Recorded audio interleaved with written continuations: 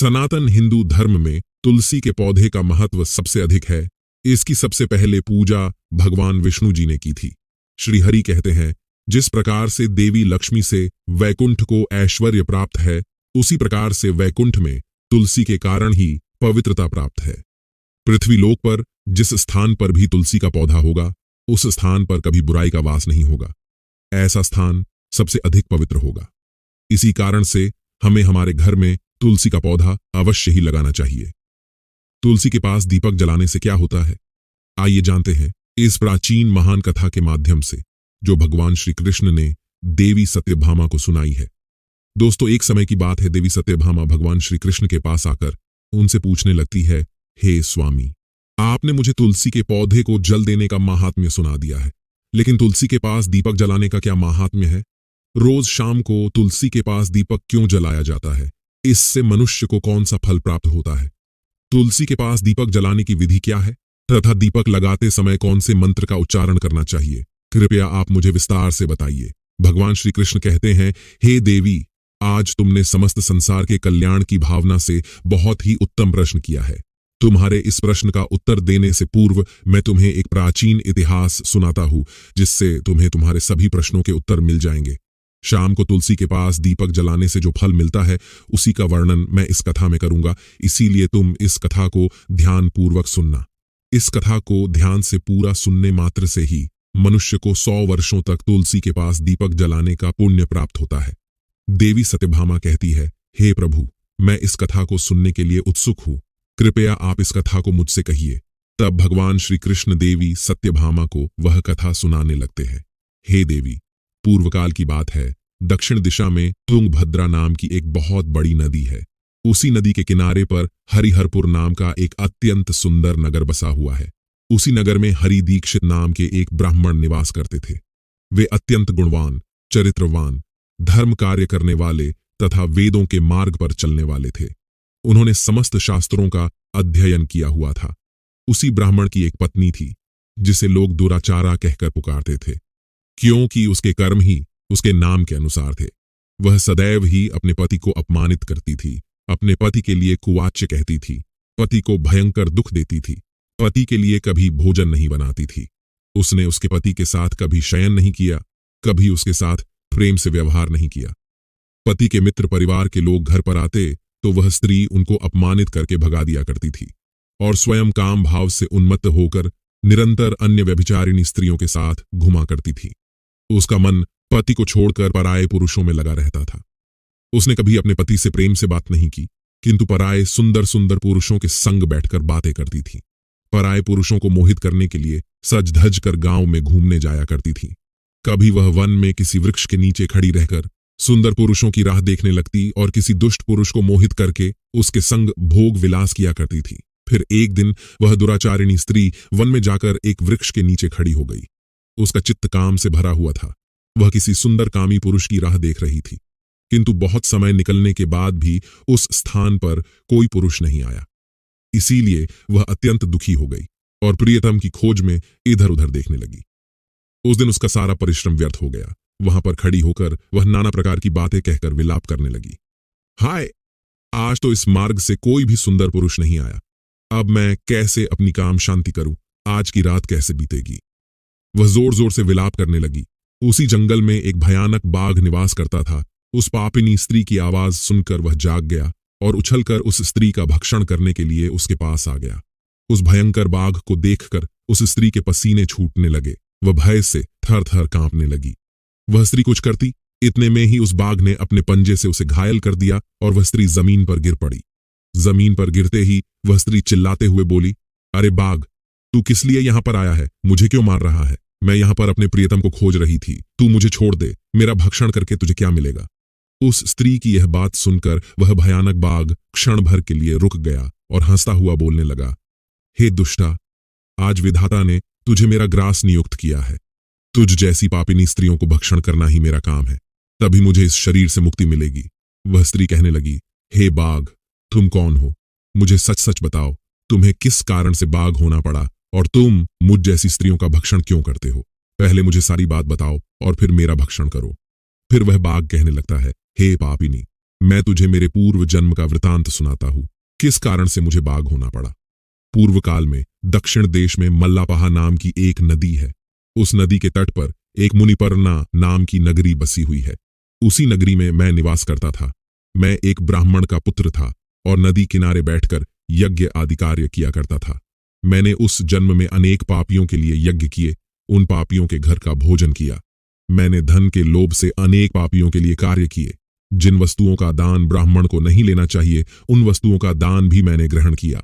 आर्ण लेने के बहाने से दूसरों से धन लेता था, लेकिन कभी वापस नहीं करता था। इस प्रकार से पाप करते हुए मुझे बहुत साल बीत गए और मैं बूढ़ा हो गया। मेरे बाल सफेद हो गए, आंखें सूज गईं, मुंह के सारे दांत गिर गए, लेकिन फिर भी मेरी दान लेने की आदत नहीं छूटी और मैं पाप करता गया। फिर एक दिन मैं धन के लोभ से नदी किनारे गया और अन्य धूर्त ब्राह्मणों के साथ मिलकर हमने लोगों को ठगा। झूठे मंत्र वचन बोलकर हमने बिना विधि किए ही देवी देवताओं का पूजन किया और बहुत सारा धन दान में ले लिया। फिर उसी स्थान पर एक बीमार कुत्ते ने मेरे पैर में काट लिया और मैं मूर्छित होकर गिर पड़ा। उसी क्षण मेरे प्राण चले गए। फिर यम के 2 दूत उस स्थान पर प्रकट हुए और मुझे पकड़कर यमपुरी ले गए। वहां पर यमराज ने चित्रगुप्त से मेरे कर्मों का लेखा जोखा निकालने के लिए कहा।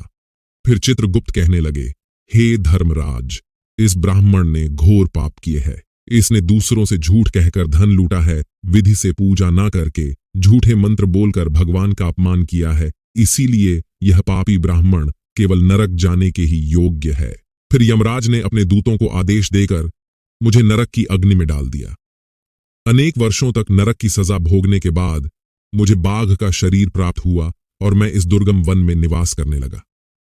मैं अपने पूर्व जन्म के पापों को याद करके कभी महात्मा, साधु पुरुष, सती स्त्रियों का भक्षण नहीं करता हूँ। मैं केवल पापी, दुराचारी तथा कुलटा स्त्रियों का ही भक्षण करता हूँ, ताकि मुझे पाप से मुक्ति मिल जाए। इस प्रकार से उस बाघ ने अपने पूर्व जन्म का वृतांत सुना दिया और उस स्त्री से कहने लगा, हे पापिनी, तेरे आचरण से तू कुलटा दिखाई पड़ती है। अपने पति को छोड़कर तू इस वन में अन्य पुरुषों के साथ भोग विलास करने के लिए आई है। इसीलिए आज तू मेरा ग्रास अवश्य बनेगी। इतना कहकर उस बाघ ने अपने तीक्ष्ण नखों से उस पापी स्त्री के टुकड़े टुकड़े करके उसे खा लिया। फिर उस स्थान पर यम के 2 दूत प्रकट हुए और उस पापिनी स्त्री को उठाकर संयमनी पुरी में ले गए। वहां पर उसे यमराज के सामने खड़ा किया गया। फिर चित्रगुप्त ने उस स्त्री का लेखा जोखा निकालते हुए यमराज से कहने लगे, हे धर्मराज, यह स्त्री तो अत्यंत पापिनी है। इसने घोर पाप किए हैं। इसने व्यभिचार किया है। इसने अपने पति की कभी सेवा नहीं की। अपने पति को भूलकर पराये पुरुषों के संग भोग विलास किया करती थी। उसके पापों को सुनकर यमराज ने उस स्त्री को अग्नि से भरे हुए कुंडों में डालने का आदेश दिया। अनेक वर्षों तक उसे उस कुंड में पकाया गया। फिर उसे निकालकर रौरव नामक नरक में डाल दिया गया। इस प्रकार से उसे अनेक वर्षों तक अलग अलग नरकों में डाला गया और नरक में कष्ट भोगने के बाद वह महापापिनी स्त्री पुनः पृथ्वी लोक पर आकर चांडालिनी के रूप में उत्पन्न हुई। चांडाल के घर में जन्म लेकर वह फिर से अनेक पाप करने लगी, व्यभिचार करने लगी, अनेक पापी पुरुषों के संग विहार करने लगी। फिर कुछ समय बाद पूर्व जन्म के पापों के कारण उसे कोढ़ का रोग हो गया और वह भयानक पीड़ा सहन करने लगी। उसका अंग अंग जलने लगा, उसके नेत्रों में पीड़ा होने लगी। इस दुख को सहन करती हुई वह दिन बिताने लगी। फिर एक दिन वह तीर्थ में स्नान करने के उद्देश्य से अंतपुर में चली गई। वहां पर वह एक आश्रम के बाहर निवास करने लगी। उस आश्रम में एक तुलसी का पौधा था। अन्य स्त्रियों को वहां पर तुलसी के पास दीपक जलाते हुए देखकर उस पापी स्त्री ने भी वही किया। उसने तुलसी के पौधे के पास एक दीपक जला दिया। फिर उसी रात हृदय फटने से उसकी मृत्यु हो गई और यमराज के 2 दूत उसे ले जाने के लिए वहां पर प्रकट हुए। जैसे ही यम के दूत उस पापी स्त्री को पाश में बांधकर ले जाने लगे, भगवान विष्णु के 2 पार्षद उस स्थान पर प्रकट हुए और उन्होंने उन दूतों को रोक लिया और कहने लगे, हे दूतों, इस स्त्री को तुम छोड़ दो। ये स्त्री नरक जाने के योग्य नहीं है। तुम किसके आदेश से ऐसा अधर्म कर रहे हो? फिर यम के दूत कहने लगे, हे पार्षदों, हम यमराज के आदेश से इस पापी स्त्री को उठाकर ले जा रहे हैं, किंतु आप हमें किस कारण से रोक रहे हो? ये स्त्री अत्यंत पापी है, इसे नरक में ले जाने की आज्ञा मिली है। फिर पार्षद कहने लगे, हे दूतों, ये स्त्री तो विष्णु भक्त है, ये नरक जाने के योग्य नहीं है। इसने शाम को तुलसी के पास दीपक जलाया है, इसी कारण से इसके समस्त पाप नष्ट हो गए हैं। इसीलिए अब ये नरक जाने के योग्य नहीं है, यह स्वर्ग जाने की अधिकारी बन चुकी है। पार्षदों की बात सुनकर उन यमदूतों ने उस स्त्री को उसी स्थान पर छोड़ दिया और यमलोक लौट गए। वहां जाकर उन्होंने यमराज को सारा वृतांत सुना दिया। फिर भगवान विष्णु के पार्षद उस स्त्री को दिव्य विमान में बिठाकर स्वर्गलोक ले गए। भगवान श्री कृष्ण कहते हैं, हे देवी सत्यभामा, इस प्रकार से तुलसी के पास केवल दीपक जलाने मात्र से ही मनुष्य के सभी पाप नष्ट हो जाते हैं। जो स्त्री नित्य शाम को तुलसी के पास दीपक जलाती है वह सौभाग्यशाली बनती है। उसके पूर्व जन्मों के सभी पाप नष्ट हो जाते हैं। उसे सुख समृद्धि की प्राप्ति होती है। रोज तुलसी के पास दीपक जलाते समय इस मंत्र का उच्चारण करना चाहिए।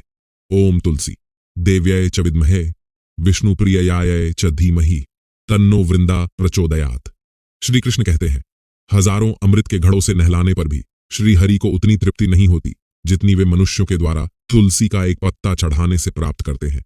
10,000 गोदान से मानव जो फल प्राप्त करता है वही फल तुलसी पत्र के दान से पा लेता है। जो मृत्यु के समय अपने मुख में तुलसी पत्र का जल पा जाता है वह संपूर्ण पापों से मुक्त होकर श्री कृष्ण के धाम जाता है।